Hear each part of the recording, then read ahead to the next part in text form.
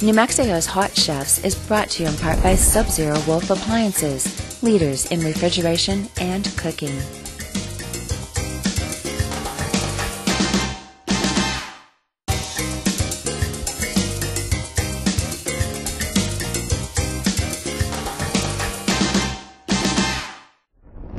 John, the crab cakes and the pasta was incredible. Well, thank you very much. So what are you going to do now? Can you top this? Oh, I think we can. I think what we're going to do is we're going to go for mushroom bruschetta, just a little bit of roasted portobello, some cremini mushrooms. It's going to come out great. We'll show you how to do it. Finished product over here. You know what? You might top it. It looks great. What do you guys think? It smells phenomenal. I can smell it here. Mushrooms, cheese, everything. So what's going on now? All right, great. Well, what we're going to do is we're going to go put a little bit of our oil in the pan here. Okay. So a little bit of canola oil, just about a ½ ounce, right around there. This pan should be nice and hot already, so we're going to go ahead and add our mushrooms. Just a little bit of sliced mushrooms again. And once again, we're gonna let those caramelize just a bit here. Right, go in the oven? We will sure will. You got it. You're a step ahead of me here. Yeah. What we're gonna do is we're gonna put this bread in the oven. It's just a ciabatta bread, topped with a little bit of herb butter and some Parmesan Romano cheese. We bake that for about 6 to 8 minutes. After it's done, we take it out, let it cool down a little bit. Put the cheese on top. This is just a sliced provolone cheese. You just want to cut it so it fits the bread, so it doesn't drip over too much. Cheese in the oven can tend to burn on you if it's not on something.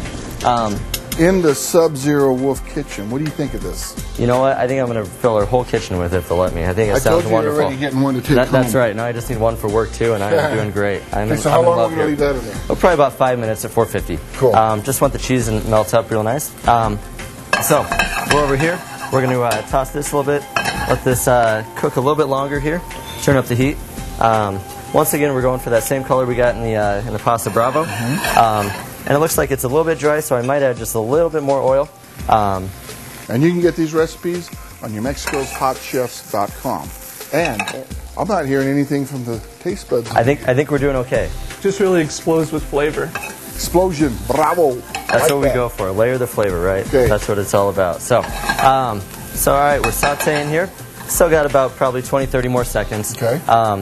Also, I want to explain with the cheese. I went to a provolone cheese for this. That's what we use in the restaurant. When you're melting something in the oven like this, you want a nice, easy melting cheese. And I saw the bread, not to interrupt you again, but you had some accents or something on it? Yeah, we sure did. Well, the Parmesan Romano cheese, when you bake it, it browns up just a little bit. It gives it a nice kind of toasty flavor. So then when we put the provolone on, it melts really nice. A lot of cheeses won't melt so nice. Like if you covered it with Parmesan cheese, it would have a tendency to burn on you in the oven. Here with the provolone, it'll be nice and soft. Same with like a fontina cheese works out great. So we got mushrooms going, we got the bread in the oven. We sure do. We're doing good here. So it looks like with the mushrooms, we're getting pretty close. We have some diced roasted portobello mushrooms. All we do is toss the portobello mushrooms with a little bit of herb oil we used earlier on the chicken. Then we dice it up after they cool down. If you cut them when they're hot, you're going to lose a bunch of the liquid and the juices out of the mushrooms. So we wait for them to cool down a little bit, and then we cut them up. So we add in the diced portobello mushrooms. We're going to let this heat up just a little bit.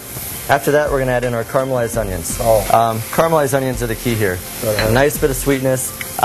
Really brings out a lot of flavor in this dish. And if you've ever had caramelized onions with mushrooms, you really can't. It's just amazing. It's a harmony. So next up, we're going to go add in a little bit of diced tomatoes. You want to add this towards the end of the saute process before you add your liquid. If you add it at the beginning, they'll get really soft and mushy. You want a little bit of texture in there, though. You don't want them to be too soft. You just want to bring out a little more flavor there. Gives it a nice color as well. It sure does. Gives it a good Italian color. So we're going to go and add in our Bursi sauce. What Bursi is, it's our white wine vegetable stock. So we're going to let that simmer for just 1 minute. We're going to move over here. Let's do it. We're going to take out our bread. Oh, look at those. Whew. Nice and bubbly hot. Notice how you got a little bit toastiness around on the bread, which is what you want. You don't want it to be too soft. You want a little bit of crunch in there. It's all about the flavors and the texture. I like how you do your presentation with this thing. Thank you. The little star things like this dish. Yeah, well, you know, it's half of the dish is presentation, so we always try to do that right. I would say 3/4 of it. 3/4, that's even better. I like that. Although, don't discredit the flavor. That is the key. No, but see, if it's 3/4 and you're already thinking, the flavor's already... It's true. That's true. Then you're already there. So, yeah. All right, we're going to set these down. Make them kind of nice and neat. Really, you can put this on any kind of plate you want.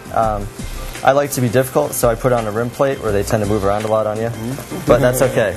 It'll look better in the end. So, looks like this is reduced down to what we want. We want a nice kind of glaze on there. The cornstarches help thicken the sauce up around a lot of the vegetables.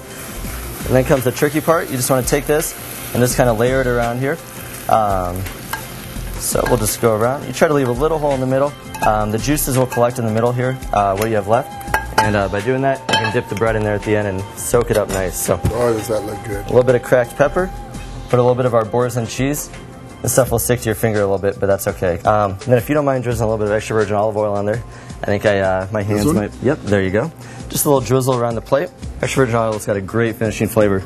Really just sends the whole dish home. So when you eat this, you cut into it or you just pick it up? You know, it depends how messy you want to be. You can cut into it. You can just go straight for it. That's the way she's doing it. I think that's the way to do it. I want to do it. Anything you can eat with your hands is okay by me. So I can try it? Sure can. Let's give it a try. There you go.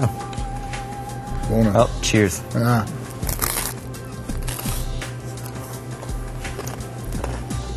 Woo. Just as good as the restaurant. That's wonderful. No wonder these guys weren't talking. Yeah. We'll be right back with more New Mexico's Hot Chefs. New Mexico's Hot Chefs will be right back.